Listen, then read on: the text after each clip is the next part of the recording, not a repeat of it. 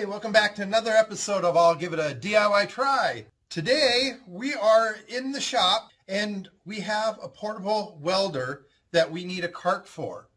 I've been looking them up online and they can cost over $100. Now, my wife has a barbecue grill that she wants me to get rid of because she says it's too old and we should get a new one. When I was going to take this barbecue apart, I realized that it had all the necessary parts and pieces to build a welding cart. So let's get at it. Let's take apart the old grill and make a welding cart out of it. Yeah.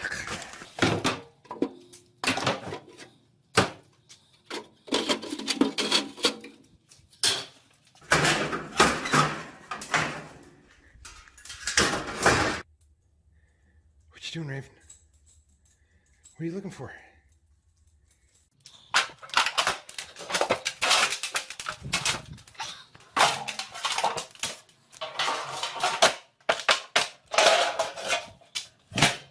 I got a few tires that are still in pretty good shape, an axle rod for it, and a pin and washer, so that'll work good.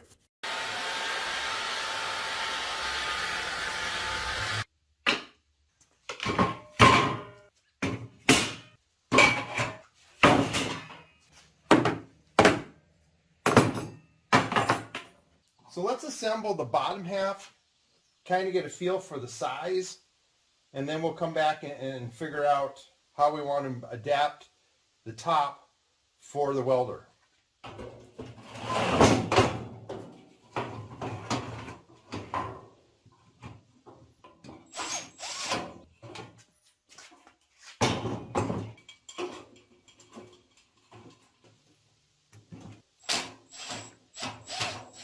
So now we have the bottom assembled. We need to take some dimensions. The welder is 11 by 20. This platform would be about 34 by 17. It's a little on the big side. Just out of curiosity, if we got rid of this hole here in the middle, we'd be down to 20. It would almost be nice to cut this off and make it a little shorter. These are the original rails, and these would actually work any way you want to put them, as long as you have a slot for this to come down through. It'd be nice to have this at the bottom so that I can place things on it as a little tray. And I think for stability, it really has to be there.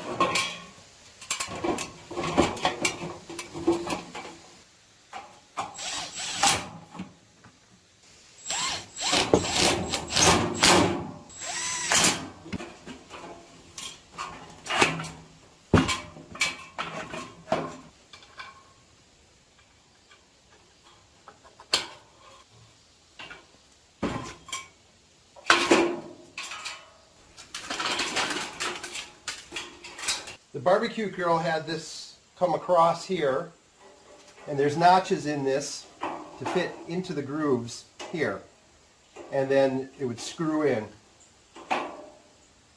This is a little too long. I don't want to use it all, so I'm only going to use half of it. I'm going to line up this hole here with that point right there. Then I need to etch 4 places here to fit up in here. And I'll have to drill some holes to go into here and there.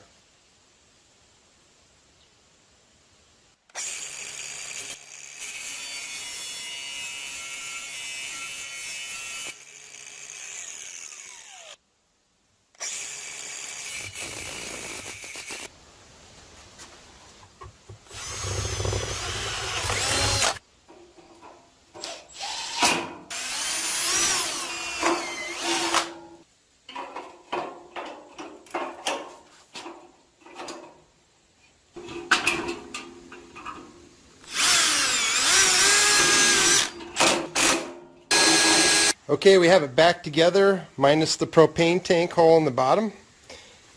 Instead of having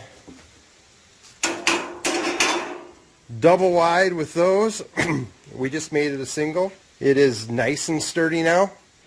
So the final step is to make a top for it. We have an old cutout from a sink in a countertop that will work just perfect for the size.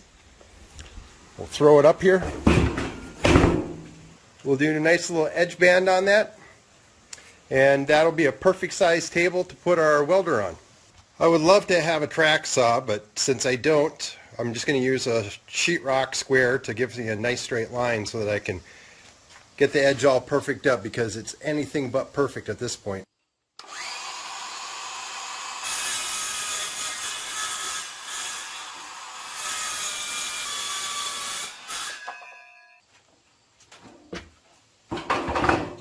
I'm going to cut a radius on these corners so that the molding can go around it. I have a nice Craftsman battery operated jigsaw. I still have some batteries for it, but I have an adapter that I'm able to just put onto my Milwaukee M18 batteries and then put in.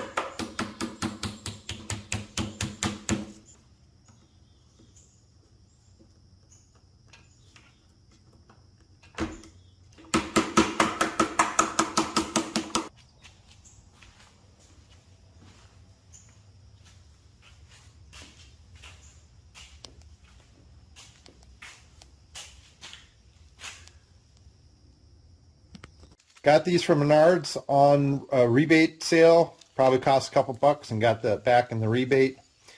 These will work perfect for putting on here, for putting the welder wires, looping them up and storing them here. So let's put those on. So do I want to drill a hole here and use these, or drill a hole down here and use these? These are slotted, so I'd probably rather use those, which means I have to drill another hole on here.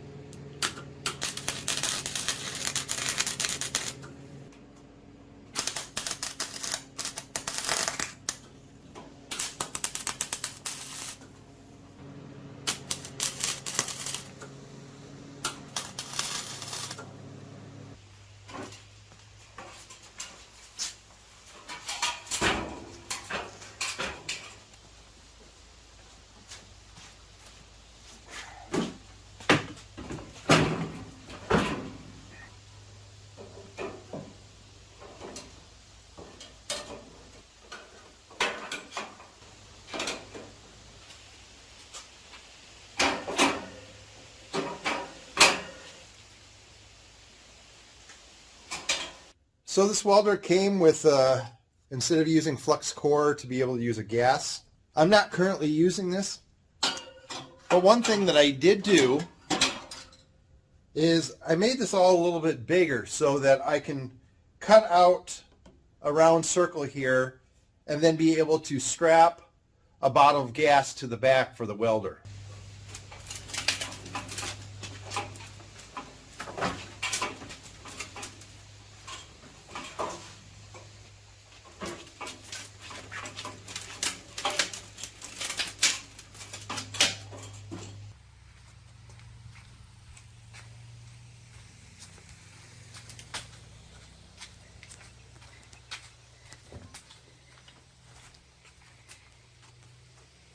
So I want to thank everybody for tuning in to another episode of I'll Give It a DIY Try, where we do projects that we're totally unqualified for. I hope you enjoyed this progression from a barbecue grill that you got to throw away and parts that are just too big for your garbage can and you don't know where to recycle it, into a project for something very usable within your shop. So thanks for tuning in. Make sure to like and subscribe, and I'll catch you on the next episode.